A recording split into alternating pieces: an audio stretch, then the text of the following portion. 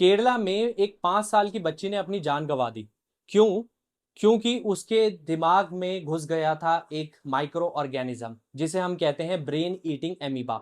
ये एमीबा आप देख रहे होंगे, ये अक्सर आपने 9th या 10th क्लास की साइंस की बुक में आपने पढ़ा होगा और आपसे डायग्राम बनाने के लिए भी कहा गया होगा। ये सिंगल सेल्ड माइक्रो ऑर्गेनिज्म होता है जो आप हम अपनी नेकेड आई से नहीं देख सकते, बट ये इतना डेडली होता है कि अगर ये आपके ब्रेन में घुस गया, यानी अगर आपके बॉडी के अंदर ये एंटर हो गया और ब्रेन तक पहुंच गया, तो आपके ब्रेन के टिश्यूज को खा जाएगा, उन्हें खत्म कर देगा।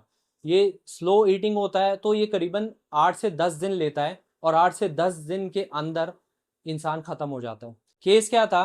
बच्ची जाती है तालाब में नहाने के लिए और गर्म पानी था वो, और मतलब वार्म वाटर था, उसमें वो जाती है, नहाती है और करीबन उसके 10 दिन यानी 8 दिन बाद उसे ऐसे सिम्टम्स दिखाई देने लगते हैं कि उसे वॉमिटिंग होती है और उसके बाद वो कोमा में चली जाती है एंड फाइनली उसकी डेथ हो जाती है। तो अगर आपको तालाब में नहाने का शौक है, अक्सर गाँव में ऐसे लोग करते हैं कि वो नहर नहाने लगते हैं, और इवन स्विमिंग का बहुत लोगों को शौक होता है, तो ध्यान रखो, सावधान रहो कि अगर टेम्परेचर 45 डिग्री 46 डिग्री का है, क्योंकि ये जो इन्फेक्शन है इसे कहते हैं एमीबिक मेनिंजो एंसेफेलाइटिस, यानी ये गर्म पानी में होता है, रेयर ब्रेन इन्फेक्शन है और गर्म पानी में होता है। और अगर ये फ्रेश वाटर में होता है, अगर ऐसे ही वाटर है, उसे कंटेमिनेट हो रखा है वो वाटर, उसमें क्लोरीनेशन नहीं हुआ, तो ये आपके नॉस्ट्रिल्स के थ्रू घुसेगा और उसके बाद आपके ब्रेन तक पहुंच जाएगा और उसके बाद स्लोली आपके ब्रेन को खाना स्टार्ट कर देगा। तो मेक श्योर कि आप किसी, अगर स्विमिंग पूल में जा रहे हो, किसी ऐसे एडवेंचर आइलैंड जा रहे हो जहाँ पे वाटर राइड्स हैं, तो मेक श्योर कि वो वाटर कंटेमिनेट ना हो और साफ सुथरा हो, उसमें अच्छे से क्लोरीनेशन हो रखा हो, तभी आप उस वाटर को यूज कर सकते हैं, अदरवाइज यू शुड नॉट। क्योंकि अगर ये एमीबा आपकी बॉडी में एंटर कर गया तो चांसेस आर वेरी हाई कि आप बच नहीं पाओगे। और तो और ये फ्लू की तरह काम नहीं करता। कहने का मतलब है ये कंटेजियस नहीं है, ये एक बॉडी से दूसरी बॉडी में ट्रांसफर नहीं होगा, कोरोना वायरस की तरह नहीं है, बट रेयर डिजीज है। बट अगर हो गया तो फिर आपके लिए बहुत परेशानी है, क्योंकि इसके इसके लिए अभी तक ना एज सच कोई मेडिसिन है नहीं।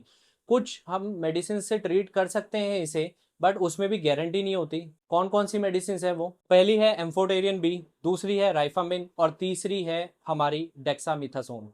और भी मेडिसिन है बट कुछ ये खास मेडिसिन है। और इससे क्या क्या सिम्टम्स आते हैं आपको? नोशिया हो गया, वॉमिटिंग, हेडेक, स्टिफ नेक और डायरिया, और ऐसे कुछ लक्षण होंगे और उसके बाद सीधा कोमा में पहुंच जाता है इंसान। ऑलमोस्ट 97% में डेथ हो जाती है। वैसे ये कोई नई बीमारी नहीं है, इसका पहला केस डिस्कवर हुआ था 1899 में। उसके बाद ये जो डेथ हुई थी, फर्स्ट इस केस से डेथ हुई थी वो केरला में 2015 में, और फिर ये कोरिया में भी आया, केरला में भी आया और अभी रिसेंटली केस भी आया।